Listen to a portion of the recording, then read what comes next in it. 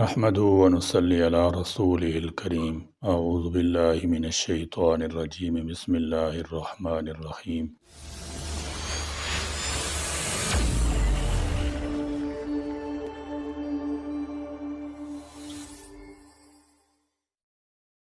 وما تشاءون الا ان یشاء اللہ رب العالمین۔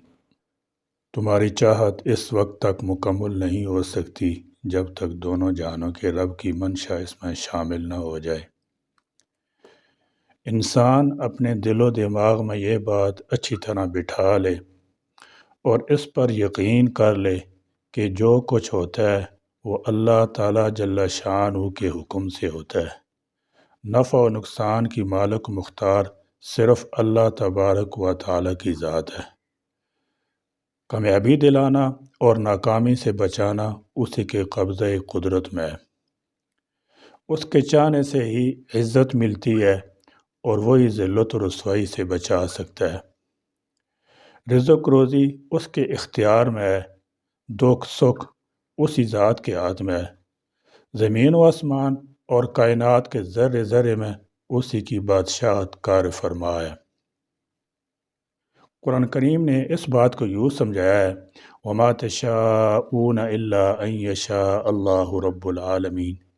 تمہاری چاہت اس وقت تک مکمل نہیں ہو سکتی جب تک دونوں جہانوں کے رب کی منشا اس میں شامل نہ ہو جائے۔ یقین کیجئے کہ جس شخص میں یقین کا یہ درجہ پیدا ہو جائے اس کے دل سے مخلوق کا خوف نکل جاتا ہے اور حق بات کہنے میں کسی سے خوف زدہ اور مرعوب نہیں ہوتا۔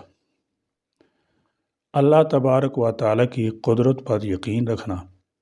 انسان اللہ رب العزت کی قدرت کاملہ پر یقین رکھے اور اس عقیدے پر اپنی زندگی گزارے کہ جو اللہ تعالیٰ جل شانہ نے اس کے مقدر میں لکھ دیا ہے وہ اسے ضرور ملے گا، نہ اس سے کم اور نہ ہی اس سے ایک ذرہ زیادہ، اور جو مقدر میں نہیں لکھا وہ اسے کبھی بھی نہیں مل سکتا۔ مال و دولت، آل و اولاد کا ملنا ہو یا اس کا ختم ہونا، رزق کی فراخی ہو یا قلت و تنگ دستی، حواسات زمانہ سے محفوظ رہنا ہو یا مسائل میں الجھنا، الغرض ہر بات میں اللہ تبارک و تعالیٰ کی قدرت کاملہ اس کی ساری تدابیر پر غالب رہتی ہے۔ جس شخص میں یقین کا یہ درجہ پیدا ہو جائے وہ دنیا کے حصول میں معنی روی اختیار کر لیتا ہے اور غیر شرعی مصروفیات سے دور رہنے کی کوشش کرتا ہے۔ خدا نخواستہ کبھی نقصان ہو بھی جائے تو اس کا دل اللہ کی رضا پر راضی رہتا ہے، صبر و شکر کا عادی بن جاتا ہے، جو اس ذہنی تکلیف سے نجات دلاتی ہے۔ اسی طرح اللہ تعالیٰ جل شانہ کے علم پر یقین رکھنا۔ انسان اپنا یہ عقیدہ بنائے کہ اللہ تعالیٰ جل شانہ کو میرے ہر عمل کا علم ہے، میرے قول و فعل اور ظاہر و باطن سے بخوبی واقف ہے۔ وہ ذات رات کے اندھیروں میں، دن کے اجالوں میں، آبادیوں اور ویرانوں میں، جنگلوں اور پہاڑوں میں، زمینوں اور آسمانوں میں جو کوئی جو کچھ کر رہا ہے وہ اس کے احاطہ علم میں ہے۔ کوئی چیز بھی اس کے علم سے پوشیدہ نہیں۔ قرآن کریم میں اس بات کو یوں سمجھایا گیا ہے اللہ یعلم ما تحمل كل انثى وما تغیض الارحام وما تزداد وكل شيء عنده بمقدار عالم الغیب والشہادة الكبیر المتعال سواء منكم من اسر القول ومن جہر به ومن هو مستخف باللیل وسارب بالنہار۔ اللہ کے علم میں وہ جو عمل والی خواتین کے پیٹ میں اور جو کچھ رحم مادر میں بڑھتا یا سکڑتا ہے، اور ہر چیز کے لیے اس کے ہاں ایک پیمانہ مقرر ہے۔ وہ پوشیدہ کو بھی جانتا ہے اور ظاہر کو بھی، وہ سب سے بڑا اور برتر ہے، اس کے ہاں برابر ہے، کوئی آہستہ بولے یا زور سے وہ سب سن لیتا ہے۔ اس طرح اس کے لیے یہ بات بھی برابر ہے جو رات کو چھپ جائے یا دن کو ظاہر ہو کر پھرے۔ جس شخص میں یقین کا یہ درجہ پیدا ہو جائے گا اس کے لیے ظاہر و باطن کی اصلاح کرنا آسان ہو جاتا ہے اور اس کے دل میں فکر پیدا ہو جاتی ہے، جو فکر دونوں جہانوں کی ترقیوں کا زینہ بنتی ہے۔ وہ کھلے عام بھی برائیوں کو چھوڑ دیتا ہے اور چھپ کر بھی گناہ کرنے سے بچتا ہے تاکہ اس کا رب ناراض نہ ہو جائے۔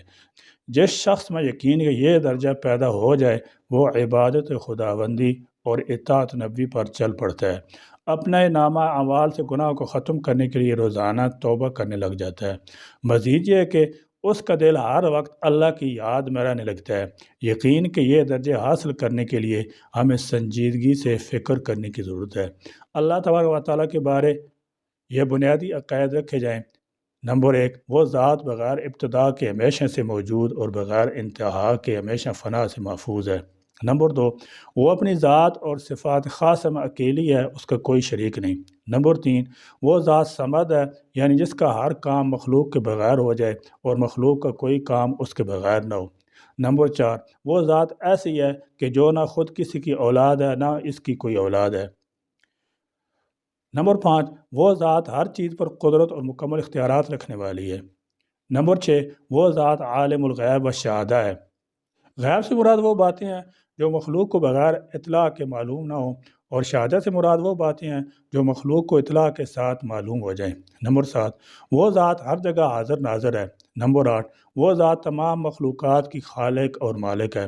نمبر 9، وہ ذات جسم اور جسمانی اعضاء سے پاک ہے۔ نمبر 10، وہ ذات ہی ہماری عبادت کی لائق ہے، اس کے علاوہ کوئی عبادت کے لائق نہیں۔ نمبر 11، وہ ذات چاہے تو اولاد دے دے اور چاہے تو نہ دے۔ نمبر 12، وہ ذات زندگی، موت، عزت، ذلت، خوشی، غمی، سکھ اور دکھ دینے والی ہے۔ اللہ تبارک و تعالیٰ نے ہمارے ذمہ جتنے احکام لگائے ہیں ان کو اخلاص کے ساتھ ادا کیے جائے، اور جن کاموں سے روکا ہے ان سے رکنا چاہیے، اسی میں ہماری بھلائی ہے۔ ہم آخرت کو بھول چکے ہیں، موت، قبر، میدان محشر، جنت، جہنم اور اخروی انعام و عذاب کو یکسر بھول بیٹھے ہیں۔ ہر وقت اپنی دھن میں لگے ہوئے ہیں، جبکہ ایک پل کا علم نہیں کہ کب جان نکل جائے۔ اس لیے ہمیں شریعت کے مبارک تعلیمات پر چلنا ہوگا، ورنہ دنیا آخرت میں ہماری نجات ممکن نہیں۔ اللہ تبارک و تعالی عمل کی توفیق عطا فرمائے۔ آمین۔ وآخر دعوانا الحمد للہ رب العالمین۔